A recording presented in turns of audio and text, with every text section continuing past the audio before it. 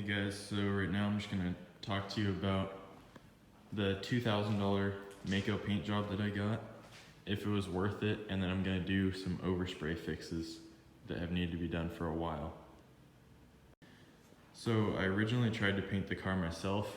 I did bodywork, primer, base coat, and clear coat. I messed up the clear coat, everything else was good, but the clear coat did have quite a bit of orange peel, so I took it to Mako, I don't know, a year later, and they sanded it down, used the existing primer, put another base coat on of Guards Red, and did clear coat. It turned out really good in my opinion for $2,000.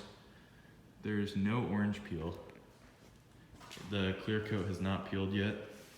I don't think it's gonna peel because I keep it inside, and there's no direct sunlight on it constantly because I live in Washington.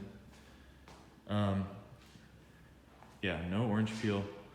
The only imperfections are there's some small pieces of dust. I don't know if you can see them, right here. It looks like maybe a speck of dust got painted over, but that's about it.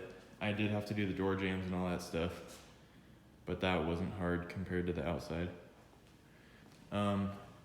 There's some overspray up front that I'm going to be fixing up today, and then it should be pretty perfect. The engine bay isn't painted. They didn't do the doors. It's basically just a basic exterior paint job, but for me, that's all I really needed, so that's what I went with.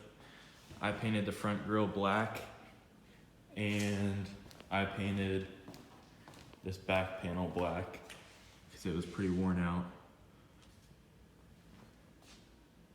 I did do the door jambs, they didn't do that, and I also did the rear hatch.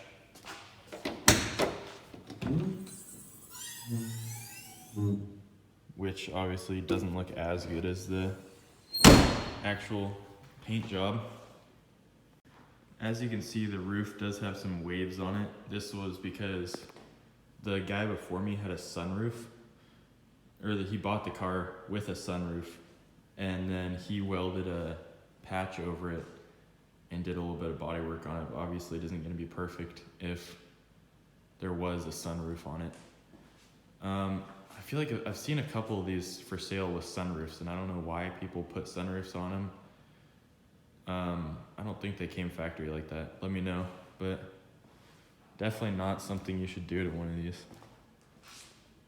The only overspray I could find was in the front right here. You can see the red they got on the black metal.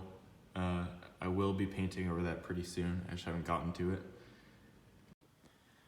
I'm gonna kind of scuff up the red overspray just to get a good grip on the surface, and then I'm gonna go over it with just some black spray paint and we'll see how it looks.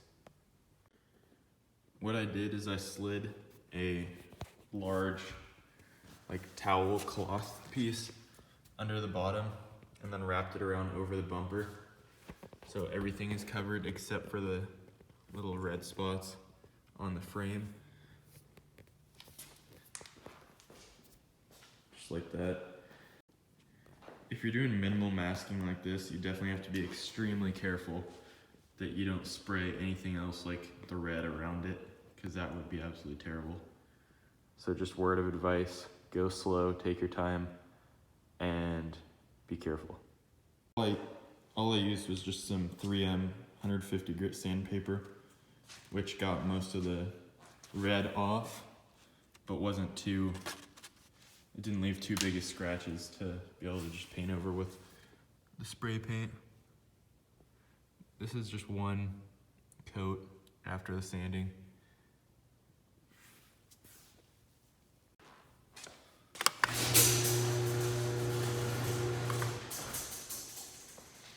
Get some ventilation going so I don't gas myself out.